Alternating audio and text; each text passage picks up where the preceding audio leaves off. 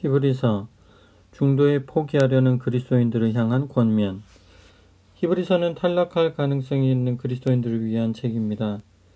쭉 읽으면 히브리서는 한 이름 모를 저자가 자신들의 영적인 뿌리로 막 돌아가려는 유대 그리스도인들만을 대상으로 하고 있는 것으로 보일 것입니다. 저자는 분명 이것을 주 독자로 정하고 있을 것입니다. 성경에서 가장 길게 이어진 논증에서 저자는 예수 그리스도 그리고 그를 향한 믿음은 이스라엘을 향한 하나님의 약속을 성취하셨다는 것을 증명하는 엄청난 증거들을 제시하며 그들을 설득하고 있기 때문입니다. 그는 하나님과 이스라엘 간에 맺은 옛 언약은 이제 예레미야가 예언한 새 언약으로 대체되었다고 말합니다. 두루마리에 쓴 하나님의 법은 이제 사람의 마음에 쓴 하나님의 법으로 대체되었습니다. 그리고 죄를 속죄하기 위한 동물 희생제사는 하나님의 아들의 희생적인 죽음으로 인해 쓸모없게 되었습니다. 히브리서는 유대인 그리스도인들을 위한 책임이 틀림이 없습니다. 하지만 믿음의 장애물들, 유혹이나 좌절이나 환멸 같은 것들을 만난 모든 그리스도인들을 위한 책이기도 합니다. 1세기 유대 그리스도인들이 경험한 두 번째 장애물, 좌절은 아마 그들을 박해한 로마인들과 정통 유대인들에게서 발생했을 것입니다. 장애물이 무엇이었든 간에 히브리서 저자는 그리스도인들에게 결승선에 시선을 고정하라고 격려합니다. 모든 무거운 것과 얽매이기 쉬운 죄를 벗어버리고 인내로서 우리 앞에 당한 경주를 하며 믿음의 주여 또 온전하게 하시는 이인 예수님을 바라보자. 그는 하나님 보좌 우편에 앉으셨느니라. 오늘은 히브리서 1장에서 4장까지 읽겠습니다.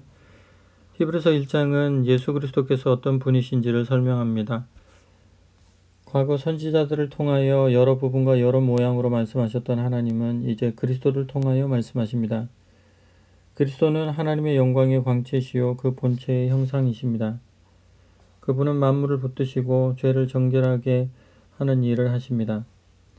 그분은 천사보다 훨씬 뛰어나시고 만물을 다스리십니다. 예수 그리스도는 하나님의 아들로 참된 왕이십니다. 참된 왕 안에 거하는 자는 이 세상의 거짓 왕들 때문에 두려워할 필요가 없습니다. 참된 왕이신 예수 그리스도 안에 구원과 영광과 승리가 가득하기 때문입니다. 히브리서 1장 읽겠습니다. 오랜 옛날에 하나님께서는 환상으로나 꿈으로나 또는 직접 말씀하시거나 하여 예언자들을 통해서 우리 조상들에게 조금씩 자신의 계획을 말씀해 주셨습니다. 그러나 이 마지막 시대에 와서는 당신의 아들을 통해서 말씀하셨습니다. 하나님께서는 이 세상과 그 안에 있는 모든 것을 창조하셨습니다. 하나님의 아들은 하나님의 영광으로 눈부신 광채를 드러내고 인격과 모든 행하신 일에서 하나님 그 자체임을 보이셨습니다. 그리고 그분의 전능하신 능력의 말씀으로 우주를 통제하고 계십니다. 그분의 아들은 우리의 모든 죄를 깨끗이 씻어 정결케 하시려고 죽으셨으며 지금은 지극히 높은 영광을 받아 하늘에 계신 위대한 하나님 오른편에 앉아 계십니다. 이렇게 해서 그분의 아들은 천사들보다도 훨씬 뛰어난 분이 되셨습니다. 아버지께서 하나님의 아들이라 부르심으로써 천사들과는 같은 자리에 놓일 수 없는 지극히 높은 분이 된 것입니다. 하나님께서는 어느 천사에게도 너는 내 아들이다. 오늘 내가 너를 낳았다 하고 말씀하신 일이 없습니다. 하나님께서는 오직 예수께만 그렇게 말씀하셨습니다. 또 다른 기회에 하나님께서는 나는 그의 아버지이고 그는 나의 아들이다 하고 말씀하신 적도 있습니다. 그리고 그 맏아들을 이 땅에 보내면서 천사들은 모두 그에게 예배를 드려라 하고 말씀하셨습니다. 하나님께서는 천사들을 바람과 같이 빠른 사자, 불꽃 같은 능력을 가진 종들이라고 말씀하셨습니다. 그러나 아들에 대해서는 이렇게 말씀하셨습니다. 하나님, 주님의 나라는 영원하옵니다. 주님의 나라, 그 정권은 정의를 올곧게 세우는 정권입니다. 임금께서는 정의를 사랑하시는 분, 못된 짓 일삼는 것들을 미워하시는 분, 하나님, 주님의 하나님께서 복받아 살아라 기름 부어 주셨지요. 임금께 기름 부어 주셨지요. 또 이런 말씀을 하셨습니다. 그 옛날 주께서 지어내신 땅, 주께서 손수 빚으신 하늘, 그것들은 다 옷같이 낡아 새 것으로 바꾸시면 바뀔지라도 주께서는 똑같으시리이다.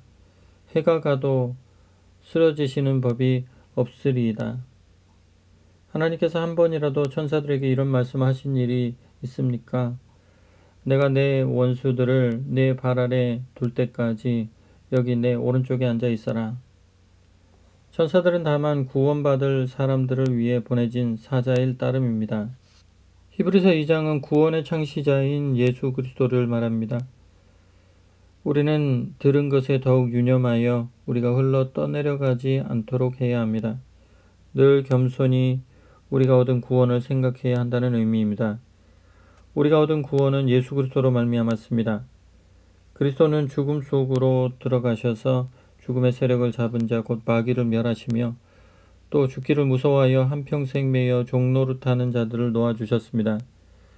예수님의 이 일을 하시기 위해 우리와 같이 되셔서 시험과 고난을 받으셨습니다. 시험받는 자들을 능히 도우시기 위해서입니다. 만물의 통치자이신 그분께서 우리를 영광 속으로 이끄시기 위해 기꺼이 우리와 같이 되셨다는 것입니다. 예수 그리스도야말로 겸손의 왕이십니다. 히브리서 2장 읽겠습니다. 그러므로 우리는 이미 들은 그 진리를 더욱더 굳게 마음속에 간직해야 합니다. 그렇지 못하면 진리에서 떠나 표류할 수밖에 없게 됩니다. 천사들이 말한 것도 항상 진리로 인정되어 그 말을 따르지 않는 사람은 어느 때나 벌을 받았습니다. 그런데 하물며 주 예수께서 친히 말씀하시고 그 말씀을 들은 사람들이 전해준 이 위대한 구원에 대해서 무관심하다면 어떻게 우리가 그 벌을 피할 수 있겠습니까? 하나님께서는 이 구원의 말씀이 참되다는 것을 표징과 놀라운 일들과 여러 가지 이적으로 증명해 주셨습니다. 또 성령께서 믿는 사람에게 주시는 특별한 능력으로 분명하게 증명해 주셨습니다. 하나님께서는 이 특별한 은사를 우리들 누구에게나 나누어 주신 것입니다. 우리가 말하는 미래의 세계는 천사가 지배하는 세계가 아닙니다. 그것은 다윗이 시편에서 다 하나님께 다음과 같이 말하고 있는 것만 봐도 알 수 있습니다. 인간이란 그렇듯 보잘것없는 것이오늘 어찌하여 주님은 그토록 생각해 주시는지요? 사람이 무엇이라고 주께서 이렇게 보살펴 주시는지요?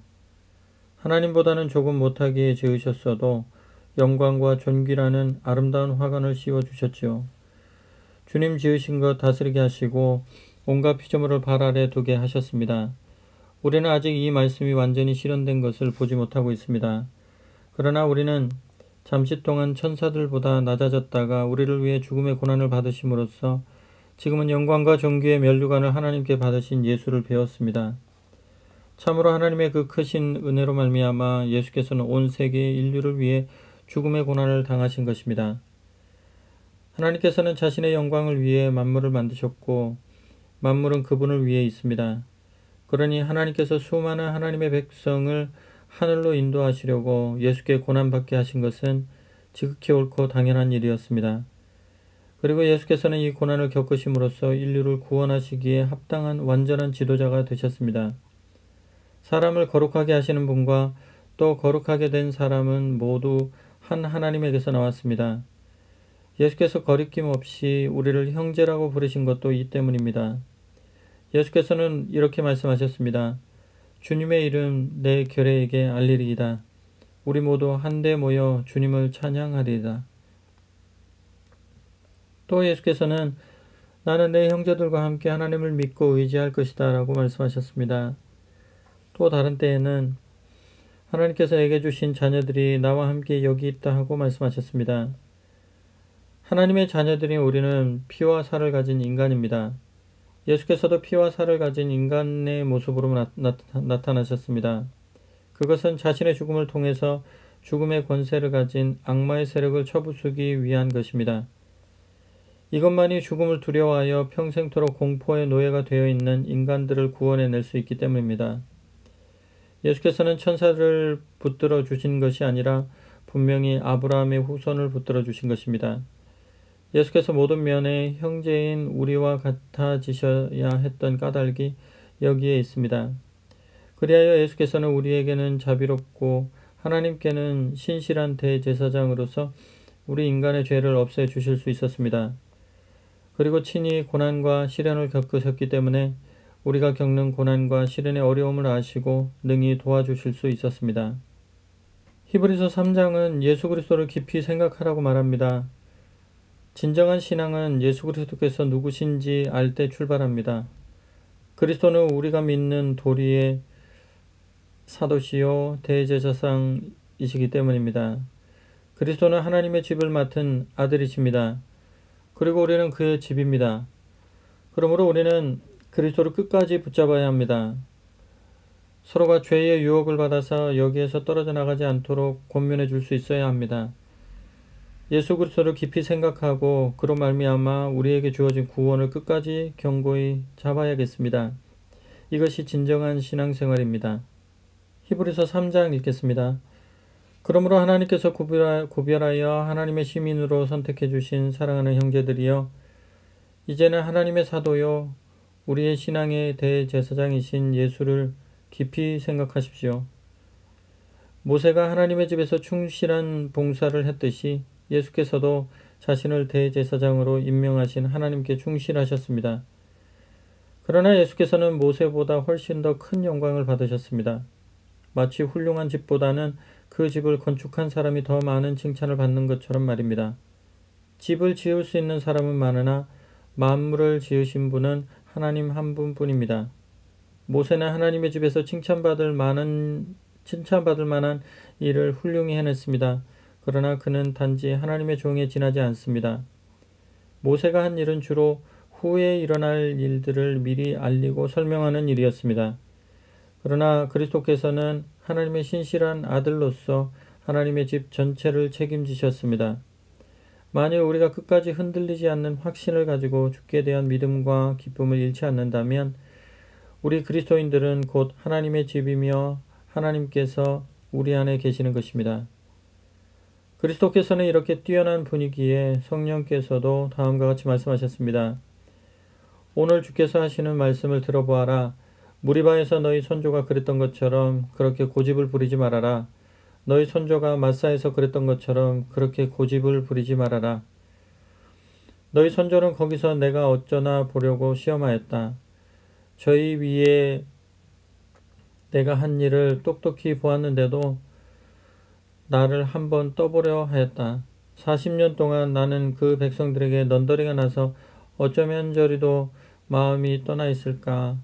저들은 내 도를 들어보려고도 하지 않는구나 하고 말하였다. 나는 무척 화가 나서 맹세하였다. 그 땅에 편히 쉬라고.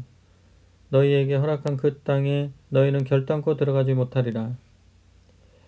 사랑하는 형제들이여, 여러분은 늘 자신을 살펴 악에 물들거나 불신앙에 빠져 살아계신 하나님에게서 떨어져 나가는 일이 없도록 조심하십시오.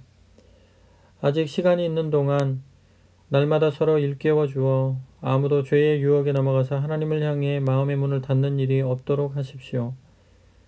만일 우리가 처음에 믿기 시작했을 때처럼 한결같은 마음으로 하나님을 의지하고 끝까지 충성한다면 그리스도께서 주시는 모든 복을 받을 수 있을 것입니다.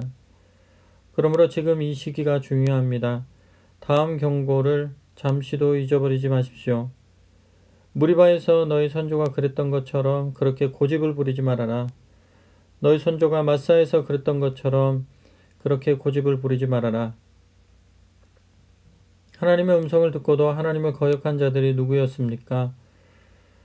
자기들의 지도자 모세의 인도를 따라 애굽을 빠져나온 사람들이 아니었습니까? 그리고 40년 동안이나 하나님의 진노를 산 사람들은 누구였습니까? 죄를 짓고 광야에서 죽어 시체가 된 바로 그 이스라엘 사람들이 아니었습니까? 하나님께서 약속의 땅에 결코 들여보내지 않겠다고 맹세하며 말씀하신 것은 누구를 향해 하신 말씀입니까? 하나님께 순종하지 않은 바로 그 사람들에게 하신 말씀이 아니었습니까? 왜 그들이 약속의 땅에 들어가지 못하였습니까? 말할 것도 없이 그들이 하나님을 의지하지 않았기 때문입니다. 히브리서 4장은 하나님의 말씀을 믿음으로 받을 것을 말합니다. 하나님의 백성에게는 참된 안식이 기다리고 있습니다. 그러므로 우리 모두는 참된 안식에 들어가기 위해 힘써야 합니다. 본문은 순종의 필요성을 강조합니다. 그러므로 우리가 저 안식에 들어가기를 힘쓸지니 이는 누구든지 저 순종하지 아니하는 본에 빠지지 않게 하려 함이라. 하나님의 말씀 앞에 서면 우리의 모든 것이 드러납니다. 그 말씀은 살아있고 활력이 있기 때문입니다. 그러므로 하나님의 말씀을 믿음으로 받읍시다. 믿음으로 받은 말씀은 우리에게 매우 유익합니다. 히브리서 4장 읽겠습니다. 그러나 누구든지 원하기만 하면 하나님께서 준비해 두신 안식처에 들어갈 수 있다는 약속은 아직도 살아 있습니다. 그러므로 여러분 가운데 그곳에 들어가지 못하는 사람이 생기지 않도록 조심하십시오. 하나님께서 우리를 구원하시리라는 놀라운 소식은 모세 당시의 사람들에게도 전해졌습니다. 그러나 이 놀라운 소식도 그들에게는 아무런 도움이 되지 못하였습니다. 그들이 믿음으로 그 소식을 받아들이려 하지 않았기 때문입니다. 그러나 이미 하나님을 믿고 있는 우리는 그 안식처에 들어갈 수 있습니다. 하나님께서는 이 세상을 처음 만들 때 이미 그 안식처를 마련해 두시고 이렇게 말씀하셨던 것입니다. 여호와께서 한번 맹세하셨으니 결코 물리지 않으시리라. 너는 영원히 제사장이 되리라. 멜기데색을 이어받아 제사장이 되리라. 우리는 하나님께서 모든 준비를 다 끝낸 후 기다리고 계신다는 것을 알고 있습니다. 하나님께서는 창조의 7째 날에 계획하시던 대로 모든 일을 마치고 쉬셨다라는 기록이 있기 때문입니다. 그런데도 그들이 그곳에 들어가지 못한 것은 하나님께서 그들은 결코 내 안식처에 들어오지 못하리라고 하신 말씀에 기인한 것입니다. 그러나 안식에 대한 약속은 아직도 살아있습니다. 그리고 그것에 들어가도록 허용된 이들은 하나님께 순종하지 않았기 때문에 자기들에게 주어진 기회를 잃어버린 사람들은 아닙니다. 이제 하나님께서 그곳에 들어갈 수 있는 기회를 다시 주셨습니다. 그 기회가 바로 지금입니다. 첫 번째 사람들이 들어가는 데 실패한 이후 오랜 세월이 지나자 하나님께서는 다윗을 시켜 이 사실을 알려주셨습니다. 이미 인용한 대로 너희가 오늘 하나님의 음성을 듣거든 너희 마음의 문을 닫지 마라고 하신 말씀이 그것입니다. 여호수아의 인도로 들어간 이스라엘 땅이 안식의 터전이었다면 오랜 후에 다시 오늘이 그곳에 들어가는 날이다 라고 말씀하실 까닭이 없습니다. 그러므로 완전한 안식이 아직도 하나님의 백성을 기다리고 있는 것입니다. 그리스도께서는 이미 그곳에 들어가셨습니다. 하나님께서 창조하시는 일을 마치고 쉬신 것처럼 그리스도께서도 자신의 일을 마치고 쉬고 계십니다. 그러므로 우리도 이 안식처에 들어갈 수 있도록 최선을 다합시다. 이스라엘 자손이 하나님께 불순종했기 때문에 들어가지 못한 사실을 기억하고 하나님을 거역하지 않도록 조심합시다. 하나님의 말씀은 살아있고 능력이 넘칩니다. 날이 선 칼보다도 더 날카로워서 우리 마음속에 있는 생각이나 욕망까지도 가르고 그 정체를 드러내게 합니다. 하나님께서는 누가 어디에 가 있든지 그 사람들을 다 알고 계십니다. 살아계신 우리 하나님 앞에서는 모든 것이 다 벌거숭이로 드러나게 마련입니다. 하나님의 눈앞에 숨겨질 수 있는 피조물이란 하나도 없습니다. 그러므로 언젠가는 우리도 우리 자신이 행한 모든 일들을 하나님 앞에서 낱낱이 설명하지 않으면 안 됩니다. 그러나 하늘로 올라가신 하나님의 아들 예수는 바로 우리를 도우실 위대한 대제사장이십니다. 그러므로 그분에 대한 신앙을 결코 저버려서는 안 됩니다. 우리의 대제사장은 우리가 당하는 이 시련을 몸소 겪으신 분이기 때문에 우리의 연약함을 잘 알고 계십니다. 그러면서도 그분은 단 한 번도 유혹에 빠져 죄를 범하신 일이 없습니다. 그러니 우리도 용기를 가지고 하나님의 보좌 앞으로 나아가 그분의 자비를 입고 필요에 따라 주시는 은혜와 도우심을 받읍시다.